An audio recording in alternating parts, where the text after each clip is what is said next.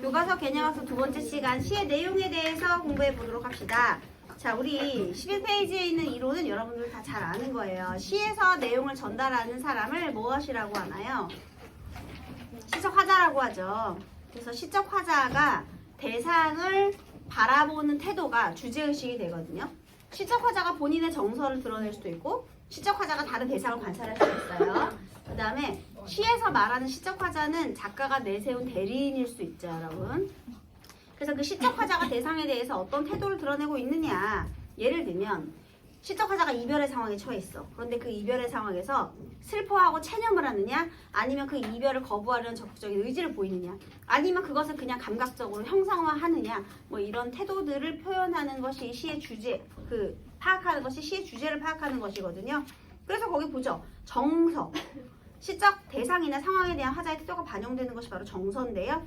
여기 뭐 희노애락, 존경, 예참, 환희, 동경, 우수, 절망 이 중에 모르는 거 없죠. 그 다음에 정서의 특징. 여기 두 번째 점 한번 볼래요. 두 번째 점. 여러분들이 꼭 그 시의 대표적인 정서 하나만 판단하고 싶어 해요. 왜냐면 그 핵심 정리해가지고 외워버리고 싶거든요. 근데 사람의 감정이라는 게 어떻게 한 가지만 있을 수 있겠습니까? 그래서 시의 정서는요, 한 작품 안에 여러 가지 정서가 공존할 수도 있어요. 보고 싶으면서도 원망할 수도 있는 거잖아요, 얘들아. 그리우면서도 미울 수 있고요. 그죠? 그런데 그 중에 지배적인 정서를 물어보는 걸 수도 있고요. 또는요, 정서가 계속 변하니까 보통 어느 부분에 해당하는 정서인지를 문맥적인 의미를 파악해서 우리 찾아내야 돼요, 여러분. 그래서 암기해서 그냥 그렇다가 아니라 그 앞뒤 문맥적인 상황에 비추어서 정서가 무엇인가를 꼭 판단해야 돼요. 내 생각으로 문제 풀지 마시고요. 또 화자의 정서가 무엇을 통해 드러내느냐, 태도와 어조를 통해 드러내고요. 태도는 대응 방식이고 어조는 말의 분위기를 나타내는 거예요.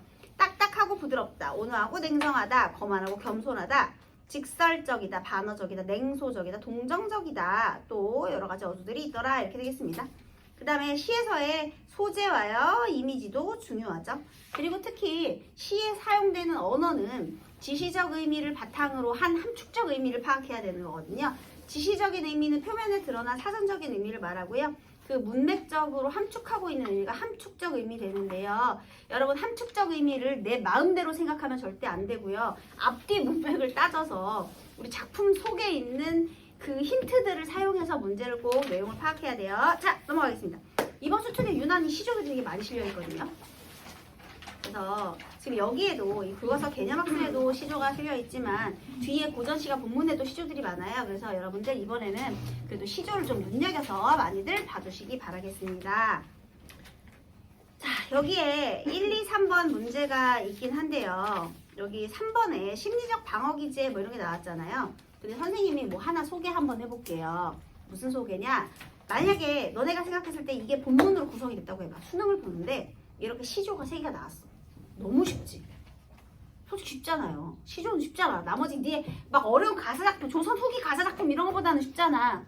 근데 이게 나왔다? 그러면 무조건 시조만 나오진 않아요. 시조와 관련된 다른 게 같이 엮여져서 나올 건데요. 선생님이 저번에 우리 고단백 문학 시간에 이런 말을 했어요. 너네가 알고 있는 굉장히 유명한 작품이 만약에 출제가 되면 그 내용과 관계없는 문제를 낼 거라고 이런 말 했죠. 예를 들면 춘향전이 만약에 기출이 됐다? 그러면 춘향전의 전체적인 줄거리나 특징보다는 그냥 그 구절의 의미를 파악할 수 있는 것을 다른 이런 문학 이론이나 아니면 이런 심리적인 인문학적 소양과 함께, 그러니까 얘가 지금 심리적 방어 기제는 얘는 인문학적인 내용이거든요. 그 인문학을 문학 작품에 어떻게 반영할 것인가. 그러니까 그 작품의 특징과 관련이 없는 문제를 엮을 확률이 굉장히 높아요. 그리고 이 심리학적 방어 기제에 대한 내용은요, 이번에 처음 나온 것도 아니에요, 여러분. 이게 수특에 지금 몇 번이나, 지금 2번째, 3번째 계속해서 나오고 있거든요. 사람이 말을 할 때 우리가 심리학적으로 방어 기제가 발동된 표현을 하게 된대요. 그래서 이별의 상황이 닥쳤어요. 이별의 상황이 보통 이제 시적 화자에게 있어서 불리한 상황이고 슬픈 상황이죠. 그럼 나에게 어떤 시련이 닥쳤을 때 너네 제일 먼저 뭐 하겠니? 시련이 닥치면 이겨내? 어우, 너무 훌륭한데 이겨내. 물론 이겨내. 근데 이겨내기 위한 방법으로 일단 자기 합리화를 하겠죠. 핑계거리를 계속 만드는 거야. 자기 합리화. 그래서 무의식적으로 자기를 속이고 나는 괜찮아 나는 괜찮아 뭐 이렇게 속일 수 있죠. 아니면은 상황을 다르게 해석해. 이거 내 탓이 아니고 제 탓이야. 뭐 이런 식으로 관점을 변화시키던지 아니면 합리화를 하던지 이런 상황이 발생할 수 있대요. 그래서 이런 심리학적인 인문학적인 내용을 작품에 어떻게 감상하느냐라는 것도 충분히 나올 수 있는 부분이더라. 그래서 우리 이런 만약에 내용이 나오잖아요. 그러면 3번 같은 문제가 나오면 보기를 열심히 읽어야 되겠죠. 그래서 보기를 바탕으로 니네 아무렇게나 푸는 게 아니라 보기의 내용과 연관 지어서 본문을 해석할 수 있는 능력도 길러보시기 바라겠습니다. 이거 이따가 나중에 할게요. 자, 일단은 시조부터 보겠습니다. 먼저 첫 번째는요. 김천택의 시조. 우리 지금 여기에서는 시의 내용, 정서 파악하는 거예요. 시의 정서와 어조 파악하는 거거든요. 그래서 김천택의 시조부터 공부해 보도록 하겠습니다. 여러분, 김천택은 중인 출신의 전문 가객인 거 아시죠? 그래서 이 전문 가객이 어떤 내용으로 한번 했는지 한번 읽어보도록 하겠습니다. 짧으니까 따라 읽읍시다. 다 같이 읽으세요. 백구야 놀라지 마라. 너 잡을 내 아니로다. 성상이 버리시니 갈 곳 없어 얘 왔노라. 이제는 찾으리 없으니 너를 조차 놀리라. 여러분, 선생님이 시조의 형식 같은 거 얘기 안 해도 되죠? 만약에 시조 나왔다 그러면 시조는 조선 전기 후기, 일단 그거 기억하시고요. 조선 전기는 사대부와 기녀의 시조로서 유교적인 충의, 그 다음에 뭐 자연 친화적 정서 이런 거 드러내고, 조선 후기는 작가층이 확대되면서 보다 다양한 정서를 드러내게 되겠죠. 그리고 특히 조선 전기의 시조는요, 여러분 출처관하고 같이 연결을 지으세요. 여러분, 사대부의 제일 첫 번째 임무는 뭐라고요? 입신양명이에요. 관직이 나아가는 거예요. 근데 성군이 아니면 어떻게 해야 돼? 임금님이 성군이 아니야 내 입장에서. 그러면 물러나야 돼요. 그래서 자연 속에서 응고하면서 때를 기다려야 돼. 자기 수양을 하는 거야.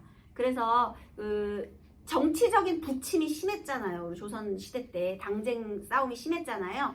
그래서 그 정치적인 수싸움에서 물러나면 자연으로 내려가서 자기 수양하고, 그 다음에 또 임금님의 부름을 받으면 다시 올라가서 우리 입신양명하고, 그래서 그런 내용으로 잘 기억해 주시기 바라겠습니다. 자, 여기 한번 지금 내용을 보니까요. 백구야. 백구가 뭐죠, 여러분? 강아지. 강아지 아니에요. 백구 뭐예요? 백구야. 갈매기예요, 갈매기. 백구야. 놀라지 마라. 너 잡을 내가 아니로구나. 자, 백구가 지금 깜짝 놀랐대요. 일단 백구야 불렀어. 부르면 무슨 법이죠? 돈호법이고요. 말 건네는 형식을 통해서 대화체. 물론 백구가 대답은 하지 않았지만 대화체로 내용을 이어가고 있어요. 자, 우리 자연의 대표적인 그 새죠. 자연을 대표하는 새. 놀라지 마라. 너 잡을 내가 아니로다. 성상이 버리시니 갈 곳 없어 여기에 왔다. 자, 내가 지금 여기에 왔대요. 여기가 어디겠니? 바다. 뭐 자연적인 공간이겠죠. 자연의 공간. 근데 여기에 온 이유가 기가 막힙니다. 여기 이런 말이 있네요. 성상이 나를 버리시니. 왜 왔대? 유배 왔대. 임금님이 날 버려서 왔대요. 왜? 관직에 못 나아가. 중인이거든요. 그러니까 그거를 이제 이런 표현을 써준 거예요. 진짜 얘가 역모를 저지른 건 아니고요. 임금님이 날 써주지 않으니까 내가 자연으로 왔다거든요. 그런데 얘가 자연에 와서 임금님을 원망하니? 아니죠. 이거 조심해야 돼. 너네가 생각했을 때 성상이 나를 버리시니 라는 표현을 보고 선생님 버렸으면 원망하는 거 아니에요? 이렇게 연결하면 안 된다는 거지. 얘가 버려서 어떻게 한다고 했어? 너를 따라 놀겠다라고 했죠. 너를 따라서 놀겠다. 그러면 얘는 원망이 아니라 오히려 지금 이 부정적인 상황을요. 지금 얘가 관직에 진출을 할 수 없는 상황이거든요. 그런 부정적인 상황에서 이제는 나를 찾아올 사람도 없으니 너를 따라 놀 것이다. 긍정적인 상황으로.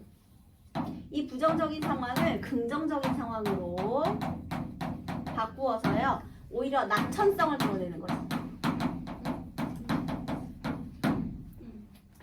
자연에 왔으면 뭐 너랑 놀지 뭐. 이렇게. 관직 못 나가면 자연에서 놀지 뭐.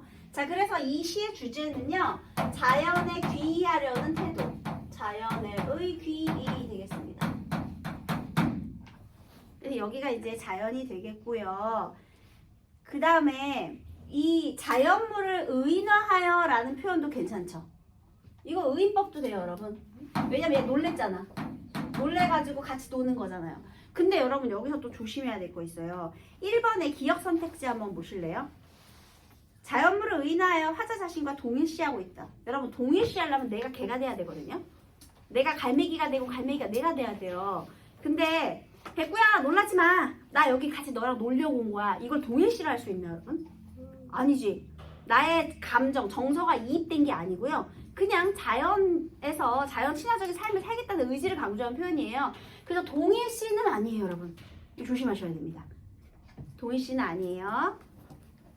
그래서 이렇게 너를 따라 같이 놀겠다라는 표현은 자연 친화적인 삶을 살겠다라는 의지로 볼 수가 있습니다.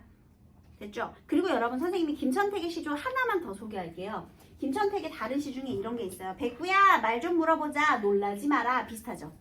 백구야 말 좀 물어볼게 놀라지 마. 명구 승지를 어디 빌려 있느냐. 또 이제 그 김천택의 시조 중에 백구야 말 좀 물어보자 놀라지 마라. 내가 말 물어볼 테니 놀라지 마라. 명구 승지를 어디 벌려 놓았더냐. 명구 승지가 유명한 핫플레이스 되겠습니다, 여러분. 그러니까 백구한테 뭘 물어보는 거야? 핫플이 어디냐? 물어보는 거죠. 여기 유명한 곳이 어디냐? 왜냐면 백구가 자유롭게 막 이렇게 돌아다니면서 아름다운 자연 많이 보고 다녔을 거 아니야? 그러니까 내가 자연에 왔죠. 그러니까 물어보는 거야. 거의 자연 선배님 아니시겠습니까? 선배님 어디가 유명합니까? 물어볼 테니 놀라지 마라. 그러면서 이제는 나에게 자세히 알려준다면 날다려 자세히 일러들 너와 개 가서 놀리라. 이런 작품이 있거든요. 거기가 명구승지예요. 그러니까 자연에서 또 자연의 귀에서 자연 친화적인 삶을 살겠다는 같은 내용의 작품입니다. 이 작품이요. 이 명구승지 나오는 게. 이게 하나도 어렵지 않은데 명구승지란 단어를 주석을 달아줘도 애들이 잘 못 풀더라고요. 얘가 자연에서 유명한 곳이에요. 형식도 똑같죠. 명구승지를 알려준다면 너와 함께 놀겠다. 자연에 귀의하려는 태도 그리고 역시나 도노법 말 건네는 형식 대화체 형식으로 자연 친화적인 삶을 강조했다. 이렇게 되는 겁니다. 여러분 이제 이런 작품이 나왔다는 거는 자연 친화적인 모든 시조가 전부 기출의 대상이 되는 거예요. 전부 연계될 수 있죠. 그래서 시적 화자의 정서 잘 기억해 두시기 바라겠습니다. 자, 이번에는 작자미상의 시조인데요. 사실 얘는요 춘향전에 나오는 부분 중에 하나예요. 저번 시간 고단백 문학할 때 춘향이 성격 장난 아닌 거 봤죠, 여러분? 응? 이몽룡이 부모님이 나 정치적으로 안 좋다고 해가지고 나 앞길 막힌다고 해가지고 출세 못한다고 해가지고 우리 어쩔 수 없이 이별할 수밖에 없다면서 이몽룡이 엉엉 울었잖아요. 그랬더니 춘향이 막 머리 뽑아가지고 던지고 막 그거 봤죠, 여러분? 성깔이 그래요. 근데 여기서 무슨 장면이냐면 이몽룡이 자기가 떠나고 나면 이제 춘향이가 외로울 거 아니야. 그래서 대나무를 하나 방자를 시켜가지고 전달을 해줘요. 그래서 그 대나무를 보면서 자기를 떠올리라고. 대나무를 주거든요. 왜 민초? 왜? 이 대나무 보면서, 왜냐면 대나무가 선비의 상징이잖아. 그러니까 뭐 이렇게 좀 곧고 푸르고 뭐 이런 이미지를 떠올리면서 나를 좀 떠올려라 하고 대나무를 하나 줘요. 그랬는데 그 대나무를 보고 춘향이가 이런 말을 합니다. 읽어보겠습니다. 백초를 다 심어도 대는 아니 심을 것이. 야 읽어봐. 나를 해요. 백초를 다 심어도 대는 아니 심을 것이. 젖대 울고 살 때 가고 그리는 이 붓대로다. 이후에 울고 가고 그리는데 심을 줄이 있으랴. 무슨 소리인지 아시겠나요? 자, 다시 한번 보겠습니다. 자, 일단 여기서 이렇게 말하네요. 내가 100초. 이거는 모든 풀이에요. 모든 풀. 100개가 아니고 그냥 모든 풀을 다 심어도 대나무는 안 심는다. 대나무는 절대 안 심어. 그러면 안 심을 것이야 라는 의지. 이거 안 심을 거야. 의지를 드러냈죠. 그죠? 그죠? 그러면 그 이유를 밝혀주는 거예요. 자, 그 이유는 무엇이냐? 젖대도 되고요. 그 다음에 살대도 되고요. 그 다음에 붓대도 되거든요. 근데 젖대는 피리. 그 다음에 얘는 화살. 얘는 붓이에요.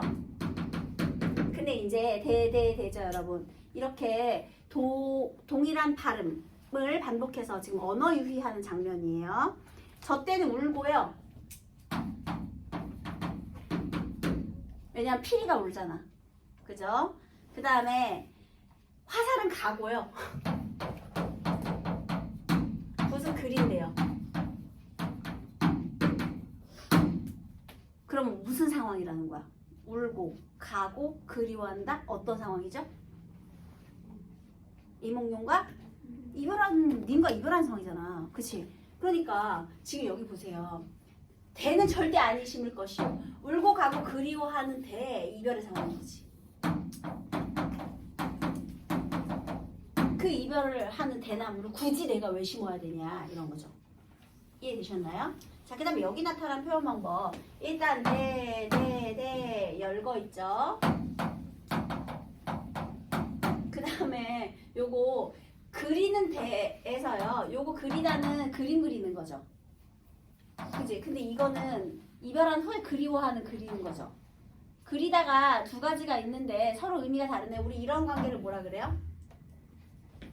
그림을 그리다, 사람을 그리다.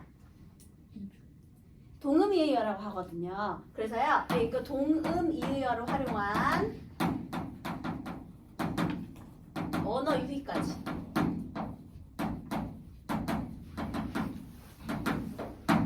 역시나 춘향이 성과를 확인할 수 있는 그런 부분이 되겠습니다. 그러면 우리 한 단계 더 나아가서 만약에 이제 춘향전에 이게 있다고 생각을 해볼게요. 그러면 이몽룡은 춘향이에게 대나무를 주면서 어떤 의미로 춘향이한테 대나무를 선물해 줬을까요? 자기를 떠올리는 매개체. 그쵸? 그래서 사랑의 징표. 우리 징표를 하나 나누어 갖자 하면서 이제 대나무를 보면서 나를 떠올리거라 한 거예요. 그래서 본인의 사랑을 대표하면서 이걸 준 거예요. 근데 춘향이는 그걸 보면서 원망의 대상으로 여기는 거죠. 이별로 인한 원망의 대상. 울고 가고 그리워하는 대나무를 내가 왜 심겠냐? 원망하는 거지. 그래서 이렇게 서로 이 같은 대나무 소재를 바라보는 내용이 좀 달랐다 얘도 하고요. 그 다음 우리 언어 유희 이야기도 좀 해보도록 하겠습니다. 언어 유희는요, 말장난하기, 재미있게 표현하기 해서 이걸 통해서 우리 해학성을 강조하게 되는 것인데요. 어떤 방법이 있느냐? 먼저 이런 게 있죠. 동음이의어를 활용한 언어 유희. 두 번째는 발음의 유사성을 이용한 언어 유희. 그리고 세 번째는 언어 도치에 의한 언어 유희 이런 것들이 있습니다. 그래서 여러분들이 AA, BA 구조 있잖아요. 형님 온다, 형님 온다, 분고개로 형님 온다. 이런 거는 언어 유희가 아니에요. 그냥 반복만 하는 거, 식구를 그냥 반복만 하는 거 언어 유희가 아니거든요. 그래서 우리 유자 소설에서요, 왜 있잖아요. 차이코프스키를 차이코 풀고 싶어, 막 이런 거 하는 거 있잖아요. 그다음에 그 고전 시가에 언어 유희 많이 나오는데요. 문 들어온다, 바람 닫아라. 얘도 언어 유희예요. 왜 언어 유희죠?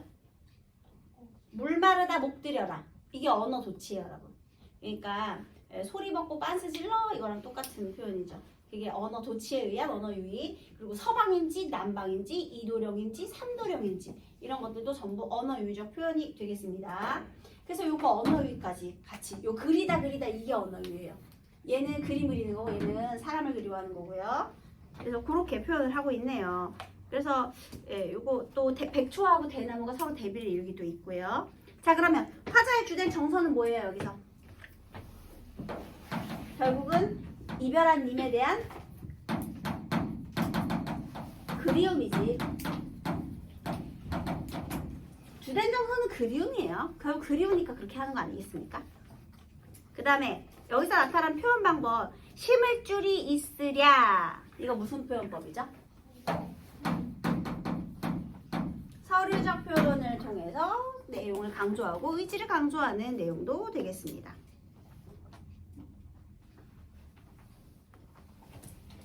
됐죠?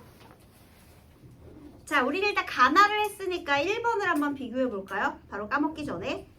기억. 자연물을 의인화하여 화자 자신과 동일시하고 있다. 쓰면 아까 가 안 된다 했죠? 너랑 노는 거지 동일시는 아니라고 했죠? 그리고 특히 여기 뭐 대나무가 나랑 동일시되는 건 아닙니다. 나도 아니에요. 이런 대나무라서 나는 안 심겠다라는 거지. 난 이 싫은 거야 얘가. 그 다음에 니은. 서리적 표현으로 화자의 의지를 드러낸다. 여러분 서리적인 표현은 나밖에 없죠? 의지를 강조하는 것도 나밖에 없습니다. 그 다음에 디귿. 감탄형 종결 어미를 통한 강조. 얘들아 가에서 감탄형 종결 어미는 아니로다, 왔노라, 놀리라 전부 감탄형이고요. 여기서 붓대로다 얘도 감탄형이에요 여러분. 둘 다 되네. 감탄형 있네요. 또 명시적인 청자에게 말을 건네는 대화적 어조. 가의 명시는요 본문에 드러나는 거거든요. 가의 청자 누굽니까? 백구. 명시적으로 드러나죠? 그 다음에 나는요 드러나지 않아요. 겉으로 드러나는 청자는 없잖아요. 그래서 안 되네. 기억은 XX, 니은은 XO, 디귿은 O, 리을은 OX 되겠네요. 됐죠? 자, 그 다음에요.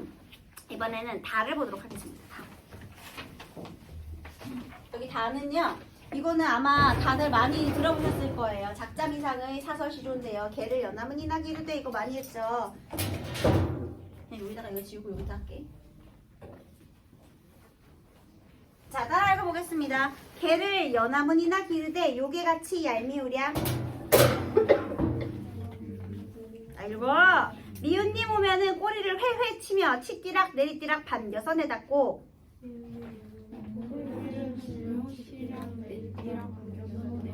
고운님 오면은 뒷발을 버동버동 무르락 나으락 캉캉 짖어서 돌아가게 한다.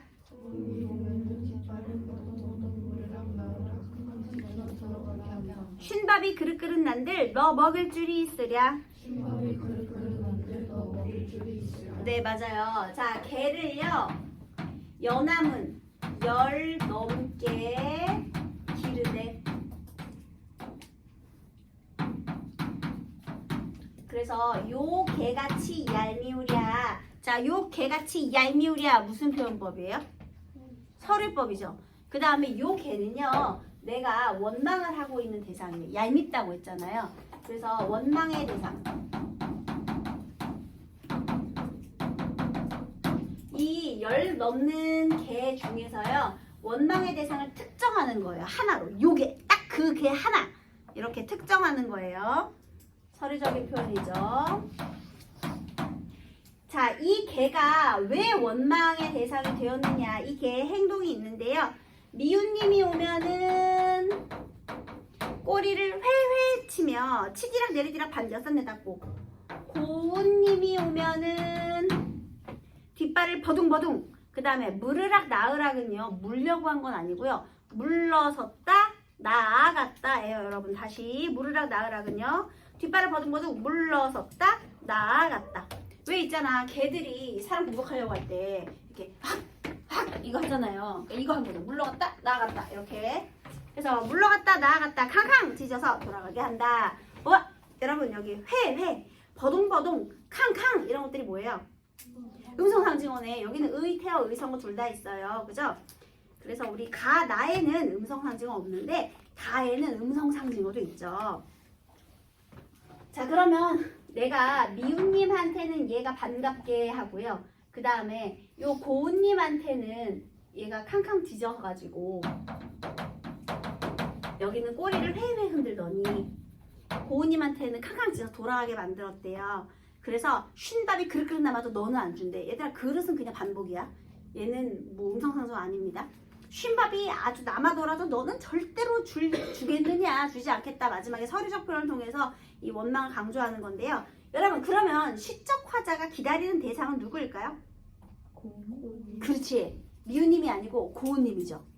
결국은 내가 기다리는 대상이 고운님인데요. 고운님이 돌아간 책임을 누구한테 전가한 거야? 굳이 요 개한테 전가한 거죠. 그래서요 여기 얘는 표면적인 원망의 대상이고요. 얘는 기다림의 대상. 미우님은 얘들아 그냥 아무것도 아니야. 나랑 관계없는 사람. 근데 내가 기다리고 있는 대상이 이거고요. 그 다음에 진실로 내가 원망해야 하는 이면적인 원망의 대상입니다.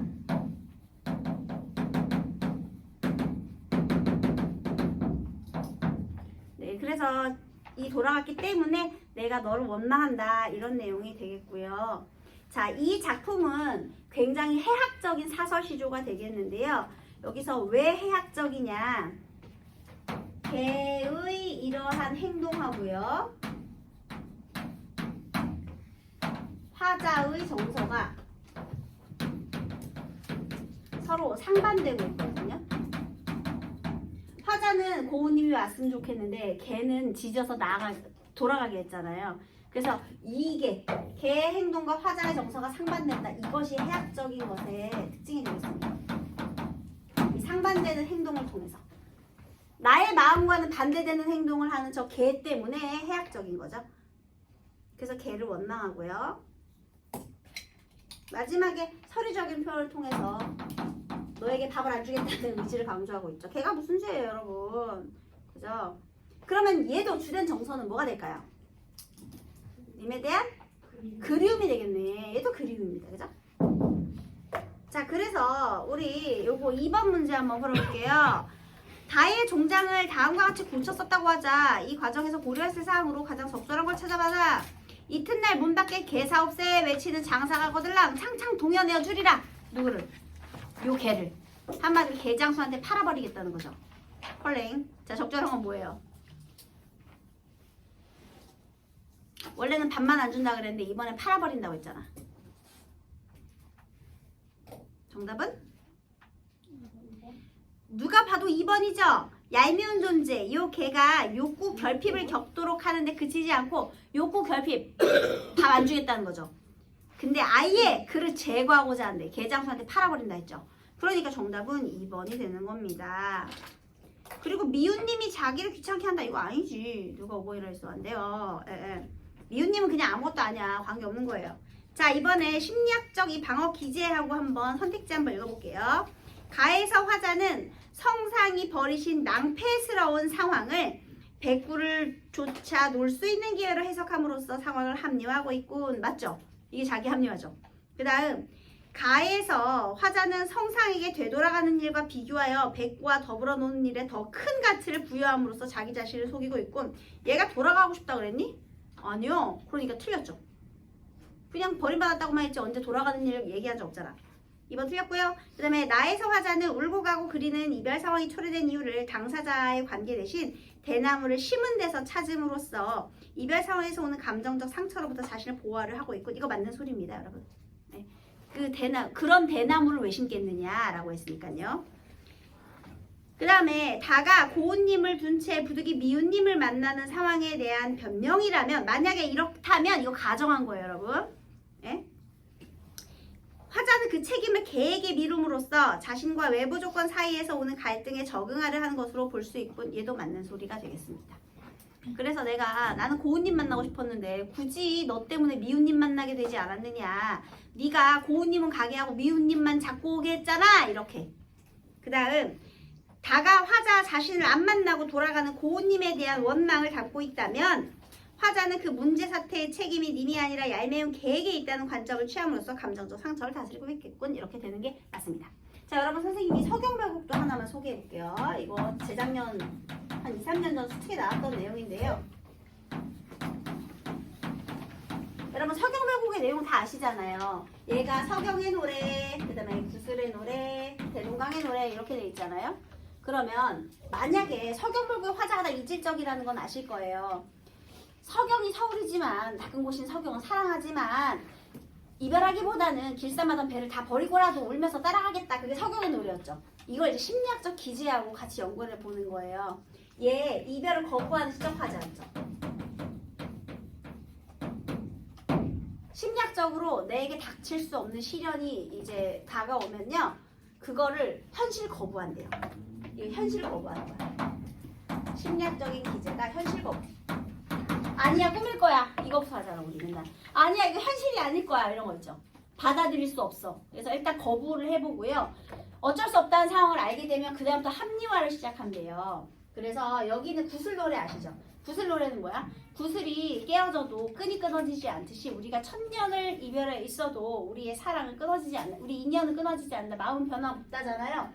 이거 변함없는 사랑이잖아요.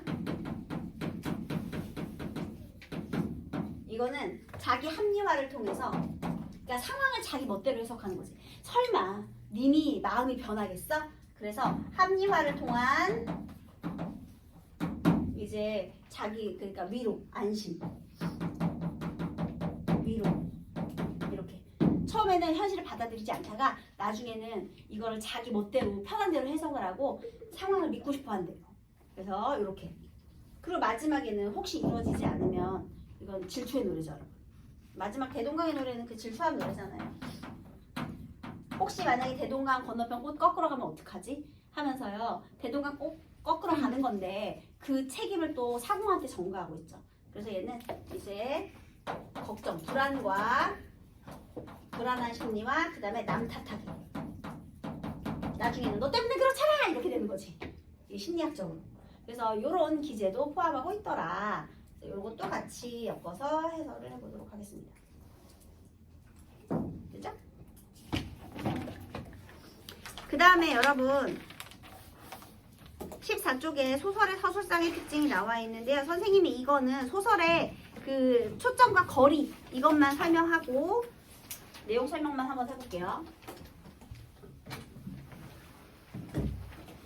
얘들아 소설의 3요소가 뭐예요? 주제, 구성, 문체. 그러면 구성의 3요소는 뭐예요? 인물, 사건, 배경. 그래서요 여러분 소설의 구성이 갈등의 단계잖아요. 그래서 인물, 사건, 배경을 판단하면서 우리가 인물, 사건, 배경을 찾으면서 소설에서 갈등 파악하면서 읽잖아요 여러분. 어떤 갈등이 생겼고 그거를 어떻게 해결하는지 그거 파악하면서 읽는 게 이제 소설이에요. 그쵸? 자 그러면요 그 소설에서 내용을 그 갈등을 전달하는 저술자의 위치에 따라서 우리가 소설의 시점을 구별하게 돼요. 그쵸? 소설의 시점 당연히 너네 다 알지. 서술자가 작품 속에 있어. 그러면 1인칭. 밖에 있어. 3인칭. 서술자가 작품 속에서 내 얘기를 해. 1인칭 주인공. 서술자가 작품 속에서 주변 인물로 등장을 해서 중심 인물을 관찰하고 내용을 얘기해. 그럼 뭐가 돼요? 관찰자 시점. 그 다음에 밖에서 모든 걸 다 알고 서술하면 전지적 작가 시점. 관찰만 하고 있으면 3인칭 관찰자 시점. 이건 다들 아실 거예요. 그쵸 여러분? 그러면 오늘은 선생님이 소설의 거리를 좀 설명해 볼게요. 이거 잘 들어야 돼 얘들아. 응? 오늘 배우고 까먹으면 안 돼. 소설에서의 거리. 서술자와 인물. 아니죠. 반대. 소설 속의 인물. 이거를 서술자가 이야기를 하죠. 그리고 독자가 읽거든요. 그래서 이 거리에 대해서 선생님이 얘기를 해볼게요. 먼저 첫 번째. 첫 번째는요. 독자와 저술자의 관계. 이거 소설의 거리예요. 소설에서 말하는 이 거리에 대해서 한번 알아보자라는 겁니다. 이번엔 독자와 서술자의 관계. 독자와 서술자의 거리를 한번 생각해 보세요. 그 1인칭 주인공 시점하고 전지적 작가 시점은 같이 묶어서 생각을 하고요. 1인칭 관찰자 시점하고 3인칭 관찰자 시점 이거는 선생님이 같이 묶어서 한번 볼게요. 얘들아 주인공 시점이랑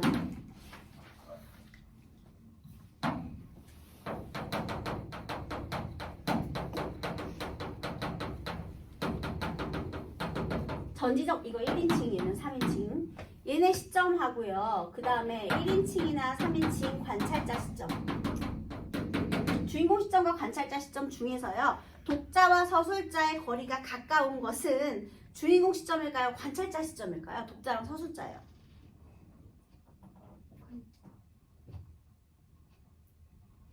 이해가 안 되니? 그러니까 이게 어떻게 된 거냐면은 여기 소설에 여기에 이제 여기에 인물을 서술자가 어쨌든 서술자가 독자한테 전달해 주는 거잖아요. 지금요. 그치? 근데 주인공은요. 내 얘기를 전달해 주지. 그러면 심리 상태를 잘 풀어주겠지. 그 다음에요. 서술자 얘가 전지적 작가도 뭔가를 알고 얘기하잖아. 그러면 내가 아는 내용을 독자한테 전달을 해주지. 서술자가 아는 내용 전달해주잖아. 그럼 거리가 가깝게 느껴져, 멀게 느껴져? 얘는 관찰만 해. 그러면 거리가 가깝게 느껴져, 멀게 느껴져? 멀게 느껴지지. 얘는 해석을 안 해주잖아. 얘는 해석을 해주잖아. 그러니까 그냥 책만 읽어주는 사람이랑 책을 읽으면서 설명해주는 사람하고 어떤 사람이 더 가깝게 느껴져요? 설명해주는 사람이 더 가깝게 느껴지겠죠? 그러니까 얘가 거리가 가까워요. 얘는 멀고요. 이거 1인칭 쓰기 싫어가지고 이렇게 쓴 거야. 그러니까 주인공 시점이랑 관찰자 시점으로 그냥 구분하세요, 여러분. 전지적 작가 시점도 마찬가지니까. 됐어요? 그 다음에요. 여기서 서술자와 인물 사이의 거리.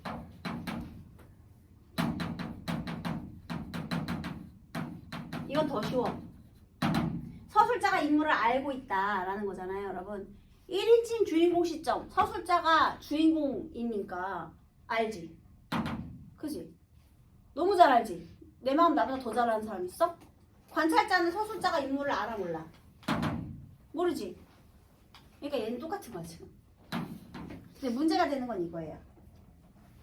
이건 잘 들어야 돼. 이번에는 독자와 인물 사이의 거리예요. 이게 어려워요. 독자와 인물 사이의 거리는요, 여러분 있잖아요. 1인칭 주인공 시점의 경우 주인공은 내 마음만 잘 알죠. 내 마음은 잘 아는데 다른 사람의 마음은 어떨까? 모르지. 1인칭 주인공은 내 마음은 아는데 다른 사람은 몰라. 그쵸? 내 마음만 알고 다른 사람은 모른단 말이에요. 그래서 1인칭 주인공 시점은 독자와 인물 사이의 거리가 멀어요. 내 마음만 알고 다른 사람의 마음은 모르니까. 근데 물론 주인공은 가까워. 주인공은 예외예요. 이거 주인공은 예외. 왜냐면 내 얘기 해주니까. 내가 주인공이니까. 근데 주인공은 예외인데 다른 인물들 말하는 거야. 거리가 멀겠죠? 전지적 작가 시점도 마찬가지예요. 멀어요. 왜냐하면 작가의 해석이지 내 해석이 아니니까. 그런데 관찰자 시점으로 가잖아요. 관찰자 시점이에요. 그러면 가까워져요. 왜 가깝냐? 인물에 대한 해석을 누가 해? 내가 해. 내가 해야 되잖아. 얘는 관찰만 해줘. 해석 안 해준단 말이야. 그러면 그 인물을 판단하는 사람은 독자예요. 그래서 가까운 거야. 다시. 관찰자 시점이 왜 독자와 인물 사이의 거리가 가깝냐? 인물에 대한 판단을 서술자가 아니라 독자가 하기 때문에. 이렇게 해석하시면 되겠습니다. 그러니까 인물을 독자가 해석하지 서술자가 해석해주지 않기 때문에 얘의 거리가 가까운 거예요. 관찰자가 가깝습니다. 됐어요? 네. 독자와 인물 사이의 거리. 1인칭 주인공 시점에서 주인공은 또 왜 독자와 인물 사이의 거리가 가깝냐? 내가 꼭 주인공같이 느껴지거든요. 내가 내 얘기를 하면 내가 주인공같이 느껴져서 이 1인칭 주인공인 경우에만 조금 가까울 수 있어요. 근데 이제 다른 인물의 관계는 멀죠. 왜냐면 주인공이 판단해주니까. 판단은 주인공이 서술자가 해주니까. 됐어요? 자, 그래서 이게 서술의 거리인데 요거 정도는 좀 기억해두면 좋겠어요. 소설의 거리가 혹시 나중에 이제 보기로 나오면 이 문제가 나오면 좀 어려울 것 같아. 이거 기억해 두시고요. 자, 그 다음에 초점 화자. 요거 소설의 서술자가 특정 인물의 시각에서 초점을 하여라는 선택지 되게 자주 등장하죠. 그죠? 그래서 예를 들면 대표적인 게 소설가 구보씨의 1일. 이 구보씨는요, 나가 아니에요. 구보씨예요. 3인칭 표현이거든요. 그런데 서술자가 딱 구보의 입장에서만 그 하루를 표현하잖아요. 이런 게 바로 대표적인 초점 화자죠. 그래서 초점 화자라는 말도 잘 기억해 두시기 바라겠습니다. 네, 그 다음 14페이지에 사건과 인물 제시 방식, 얘도 좀 자주 등장하거든요. 말하기 방식과 보여주기 방식. 그래서 서술자가 자신의 목소리로 직접 사건, 인물의 성격, 상황을 설명, 해설하는 요약적인 방식. 그 다음에 보여주기는 인물의 대화, 말의 인용, 행동을 통해서 심리를 묘사하고 사건을 제시하는 방식. 그래서 직접 제시와 간접 제시라고 말하잖아요. 보통 이 사건과 인물 제시 방식으로는요. 이렇게 소설의 본문에서 이런 식으로 A와 B를 구별하는 그런 문제 유형으로 많이 등장을 하죠. 그래서 말하기 유형을 판단한다든지 아니면은 뭐 그 말하기 이 내용 속에 담긴 표현 방법이라든지 이런 것들 판단하는 문제가 자주 등장하게 됩니다. 그리고 여러분들이 또 문체라는 말을 좀 어려워하는데요. 작가가 언어를 구사하는 개성적인 방식, 즉 문장의 스타일이에요.